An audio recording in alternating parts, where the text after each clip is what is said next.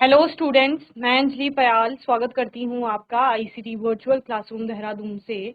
कैसे हैं आप सब लोग? उम्मीद करती हूँ आप सब लोग अच्छे होंगे और अपनी लाइफ में बहुत बेहतर कुछ कर रहे होंगे। आज हम बात कर रहे हैं क्लास 12 की केमिस्ट्री की, और जैसा कि आप लोग जानते हैं ईथर वाला चैप्टर आपका चला है, यानी अल्कोहल, फिनॉल एंड ईथर, और ईथर के बारे में आप लोगों ने पढ़ लिया था। क्वेश्चन आंसर्स हम लोग इस चैप्टर के देख रहे थे, जो कि तीनों टॉपिक से रिलेटेड है यहाँ पर। तो पहला क्वेश्चन जैसा आपका था, यूपीएससी नेम लिखने थे आपको, ये आप लोगों ने कर लिया था। देन यहाँ पर सेकंड क्वेश्चन आपका था कि यूपीएससी नेम मिलेंगे, उनसे आपको स्ट्रक्चर बनाना है, वो भी आप लोगों ने यहाँ पर कर लिया था। देन आपका यहाँ पर क्वेश्चन था कि आपको एक मॉलिक्यूलर फॉर्मूला दिया गया है, इस मॉलिक्यूलर फॉर्मूले के आपने क्या करना है, सारे जितने आइसोमेरिज्म हैं पॉसिबल वो बनाने हैं, लेकिन अल्कोहल यानी एक ही फंक्शनल ग्रुप के। ओके, चलिए। देन आपने यहाँ पर नेक्स्ट क्वेश्चन था, explain why propanol has higher boiling point than that of the hydrocarbon butane. ठीक है ना, तो आपको पता है अल्कोहल का जो बॉइलिंग पॉइंट होता है वो उसके संगत हाइड्रोकार्बन जो भी हैं with same molecular form, same molecular mass आप बोल सकते हो कि उनका लगभग आपका कंपैरेटिवली सेम मॉलिक्यूलर मास होता है। तो ऐसे हाइड्रोकार्बन का बॉइलिंग पॉइंट कम क्यों है? तो आपको पता है क्योंकि अल्कोहल में क्या होती है, हाइड्रोजन बॉन्डिंग होती है और उसको तोड़ने के लिए अधिक एनर्जी आपको देनी पड़ती है, इसलिए। ठीक है, चलिए। देन नेक्स्ट क्वेश्चन था, alcohol are comparatively more soluble in water than hydrocarbon of comparable molecular mass, explain why.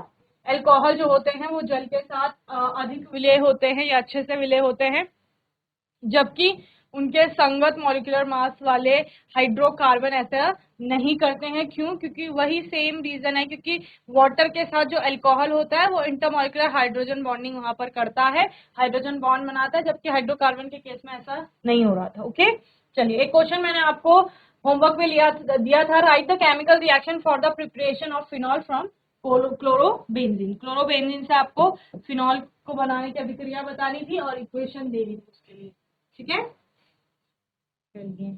तो क्लोरोबेंजीन की अभिक्रिया पहले सोडियम हाइड्रोक्साइड से की जाती है और उसके बाद आपका फिनॉक्साइड यहाँ पर बनता है, सोडियम फिनॉक्साइड, और जो कि एसिडिफिकेशन पर आपका क्या देता है, यहाँ पर फिनॉल देता है। क्या बोला मैंने? आपके पास होगा फ्लोरोबेंजीन, उसकी अभिक्रिया सोडियम हाइड्रोक्साइड से कराई जाएगी। टेम्परेचर का ध्यान रखेंगे, सोडियम हाइड्रोक्साइड से कराने पर सोडियम फिनॉक्साइड आयन बनेगा, जिसका एसिडिफिकेशन करने पर आपको फिनॉल प्राप्त हो जाएगी। ठीक है ना, चलिए लिखिए। Chlorobenzene is fused with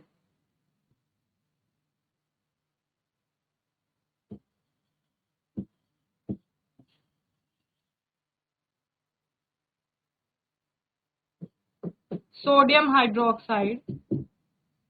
Chlorobenzene is fused with NaOH at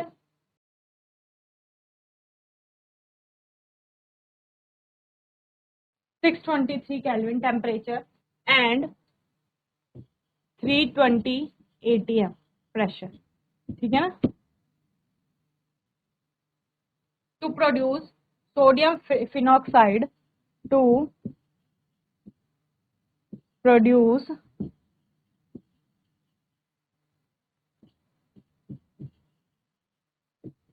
sodium phenoxide, ठीक है, which gives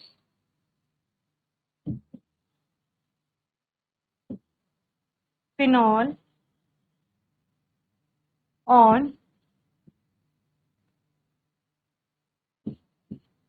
acidification। ठीक है, चलिए करिए अभिक्रिया, इक्वेशन बनाइए।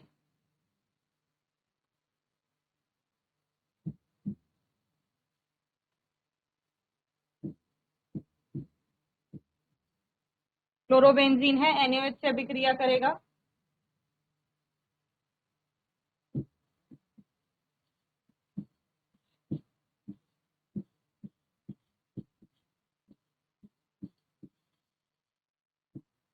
ठीक है,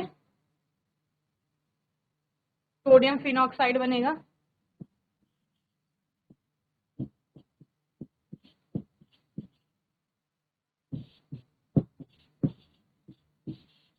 और एसिडिफिकेशन पर ये क्या देगा, फिनॉल आपका देगा। ठीक है, तो ये क्लोरोबेंजीन हो गया, ये आपका फिनॉल हो गया। क्या है ये? क्लोरोबेंजीन से फिनॉल को बनाने की अभिक्रिया। क्लोरोबेंजीन से फिनॉल को बनाने की अभिक्रिया लिखें। ठीक है, तो आप लिखेंगे क्लोरोबेंजीन को सोडियम हाइड्रोक्साइड के साथ आपका 623 केल्विन टेम्परेचर और 320 एटमॉस्फेरिक प्रेशर दाब पर अभिक्रिया कराने से सोडियम फिनॉक्साइड प्राप्त होता है, जिसका फर्दर एसिडिफिकेशन करने पर हमें यहाँ पर फिनॉल प्राप्त होता है। ठीक है, चलिए नेक्स्ट क्वेश्चन लिखिए। Give two reactions of phenol और give two reactions that show acidic nature of phenol.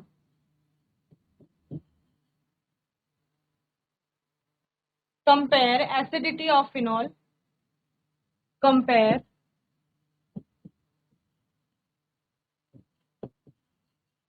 acidity of phenol with that of the ethanol. ठीक है, चलिए फिनॉल की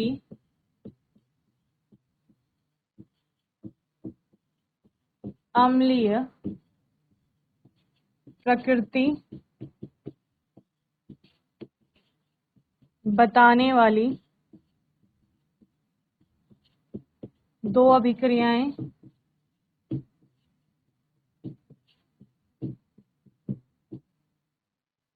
लिखिए। फिनॉल तथा एथेनॉल की अम्लीय प्रकृति की तुलना कीजिए। ठीक है, चलो आंसर या उत्तर लिखिए। चलिए, तो यहाँ पर इसकी अभिक्रिया दो अभिक्रियाएं इस प्रकार होती हैं। एक पहली अभिक्रिया है जिसमें फिनॉल जो है आपका धातु से अभिक्रिया करके हाइड्रोजन गैस को निकालेगा। तो अम्ल धातु के साथ अभिक्रिया करके या धातु अम्ल से अभिक्रिया करके हाइड्रोजन गैस आपको देती है, पता है, तो यानी अम्लीय प्रकृति उसकी प्रदर्शित हो रही है। सेकंड क्या है, इससे जस्ट पहले वाली अभिक्रिया का फर्स्ट पार्ट आपने देखा था, जहां पर फिनॉल सोडियम हाइड्रोक्साइड से अभिक्रिया करके फिनॉक्साइड आयन बना रहा है और साथ में आपका H2O भी निकलेगी यहाँ पर। ठीक है, चलिए तो लिखिए phenol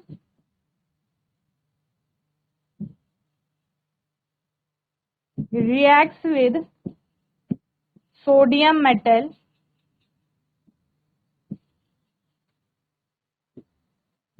phenol reacts with sodium metal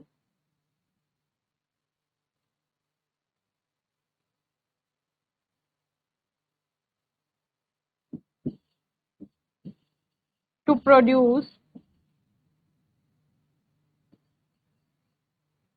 sodium phenoxide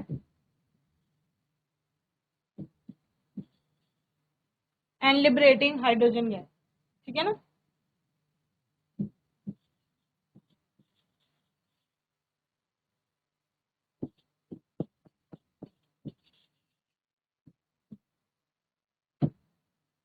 चलो क्या था, फिनॉल है आपके पास प्लस सोडियम से अभिक्रिया होगी, sodium phenoxide plus H2 gas. ठीक है, तो पहली अभिक्रिया ये है। दूसरी हिंदी में लिख लीजिए, फिनॉल सोडियम धातु से अभिक्रिया करके सोडियम फिनॉक्साइड बनाता है तथा साथ में हाइड्रोजन गैस को लिबरेट करता है या हाइड्रोजन गैस को आपका निकालता है। ठीक है ना, दूसरा लिखिए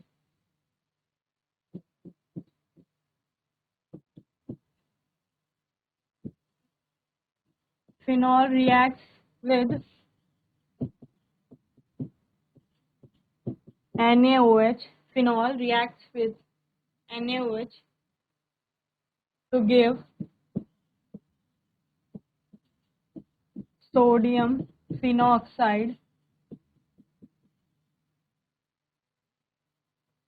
with water as byproduct,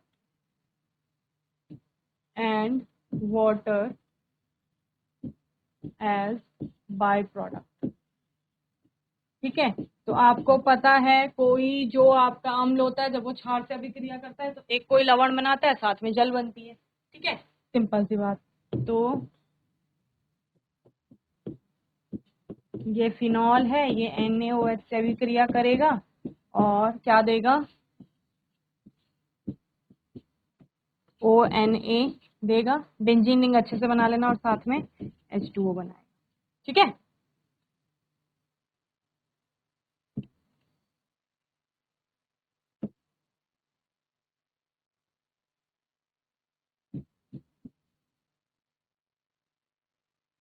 और क्वेश्चन का दूसरा पार्ट आपसे पूछ रहा था कि क्या इथेनॉल और फिनॉल को अगर आप कंपेयर करें तो उनमें किसकी एसिडिटी अधिक होगी।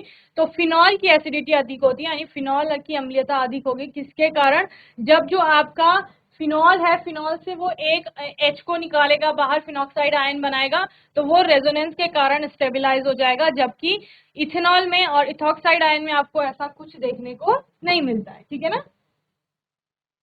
So the acidity of phenol, the acidity of phenol is more than that of ethanol. ठीक है, this is because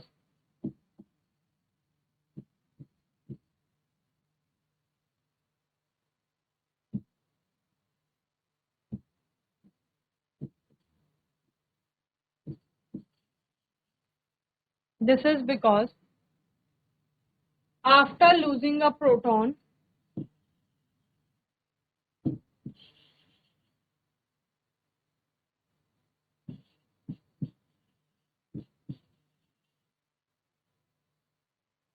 phenoxide ion undergoes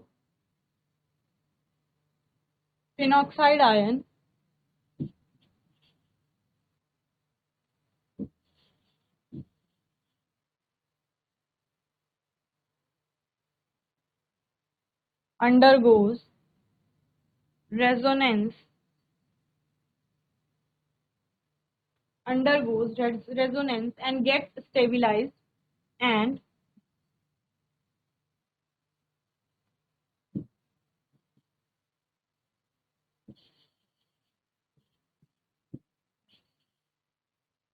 get stabilized,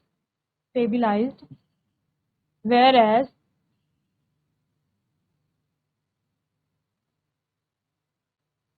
ethoxide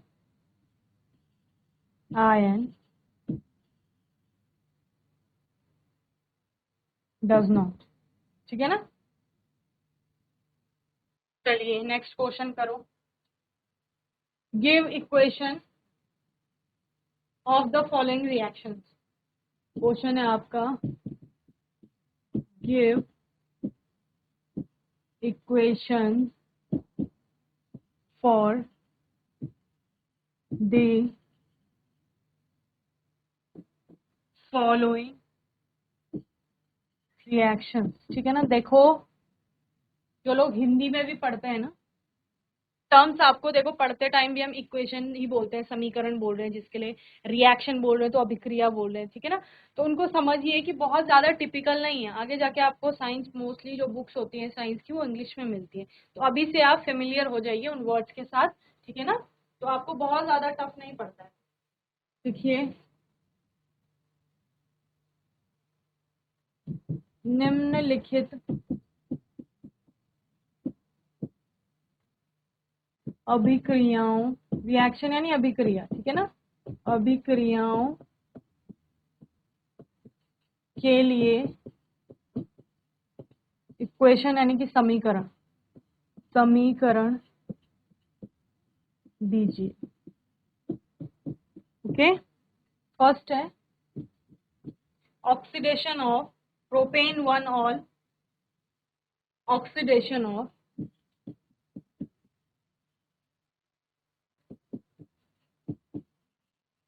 propane 1 all with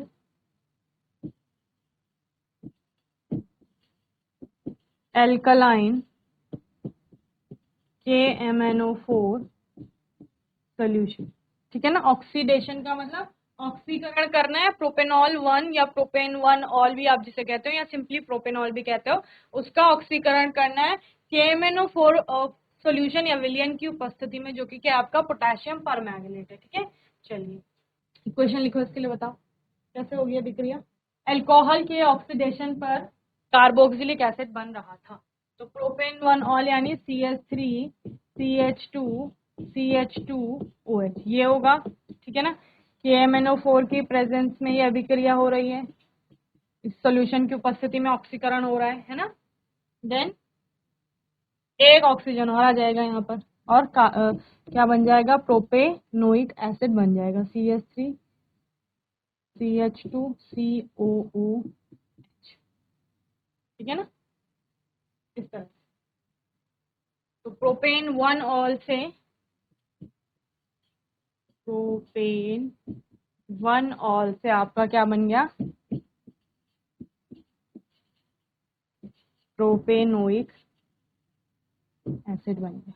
okay, alkaline के एमएनओ4 यानी क्षारीय पोटेशियम परमैंगनेट। ओके, सेकेंड लिखो, bromine in CS2 with phenol.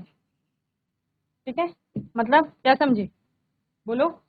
CS2 में आपका bromine है और उसकी ब्रोमीन की अभिक्रिया फिनॉल से आपका हो रही है। ठीक है ना, तो सिंपल सी बात है, इन CS2 पे ध्यान मत दो, ब्रोमीन, और ब्रोमीन से आपका ग्रुप आएगा ब्रोमो ग्रुप। ठीक है ना, और कहा जाएगा ऑर्थो पैरा पोजिशन पर जाएगा, फिनॉल क्या है, ऑर्थो पैरा डायरेक्टिंग है आपका, है ना। तो ये आपका फिनॉल आ गया, ये फिनॉल है ना, बेंजीन रिंग पर OH, फिनॉल।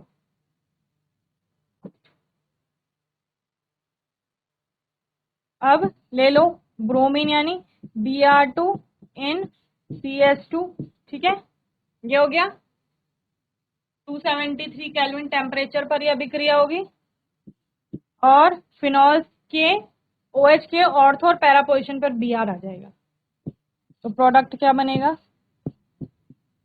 OH यहाँ Br, ये पैरा हो गया,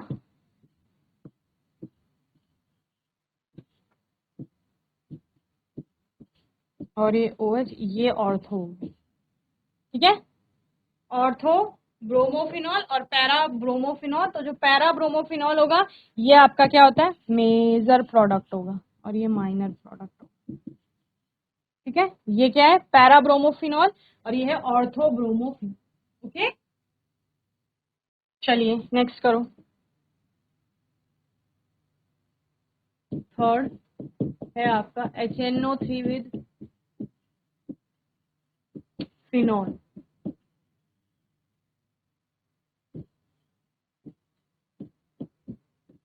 अब फिनॉल की अभिक्रिया HNO3 नाइट्रिक एसिड से होगी, तो वहां से नाइट्रो ग्रुप आपका आएगा। ठीक है ना,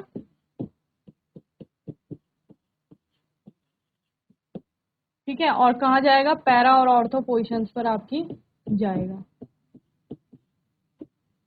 NO2 group.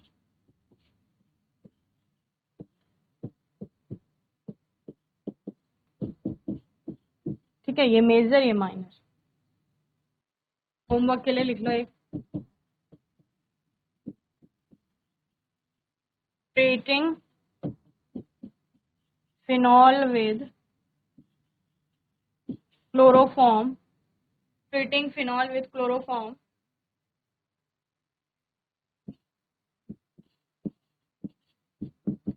in presence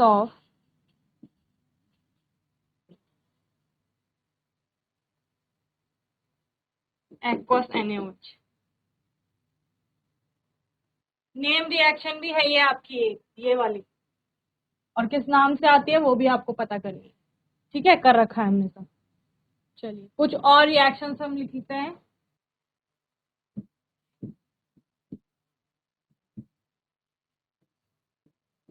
pole base reaction.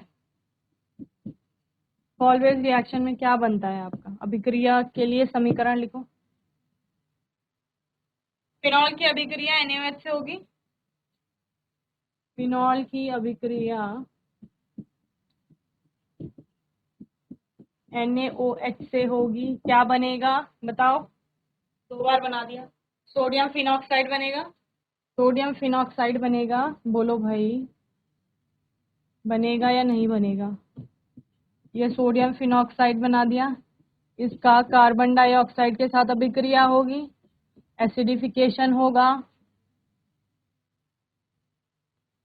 तो यहाँ पर आपका कार्बोक्सिलिक एसिड ग्रुप आ जाएगा। ठीक है, सैलिसिलिक एसिड जिसे कहा जाता है, या ortho hydroxy benzoic acid. Salicylic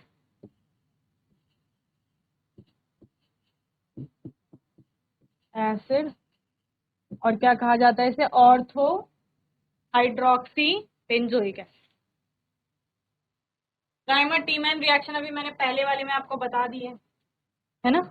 जो पहले अभिक्रिया थी कि फिनॉल को क्लोरोफॉर्म के साथ अभिक्रिया कराया जाएगा सोडियम हाइड्रोक्साइड की प्रेजेंस में, तो उसमें जहाँ COH ग्रुप आया उसकी जगह एल्डिहाइड ग्रुप आ जाता है, तो सैलिसिल एल्डिहाइड आपका बन जाता है। ठीक है ना, एक इंटरमीडिएट स्टेज भी वहां पर, इंटरमीडिएट भी बनता है वहां पर। विलियमसन ईथर सिंथेसिस 6 लिखो। विलियमसन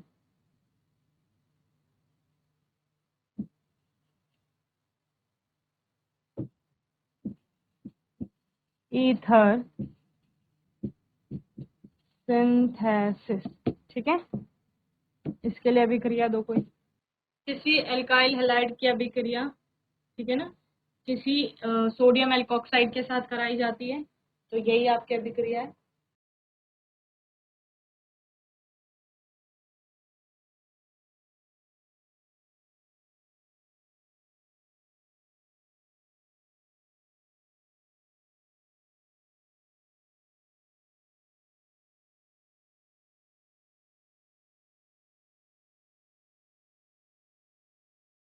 ठीक है,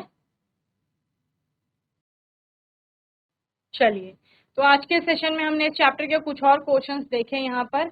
ऐसे ही क्वेश्चंस आपके चैप्टर से और उन टॉपिक से रिलेटेड पूछे जाएंगे जो हमने पढ़ लिए हैं। ठीक है ना, कोई डाउट होगा, क्वेश्चन होगा तो आप लोग सेशंस में पूछ सकते हैं। आने वाले सेशन में हम अपने एक नए चैप्टर के साथ आएंगे, और तब तक के लिए ICT वर्चुअल क्लासरूम से जुड़ने के लिए धन्यवाद।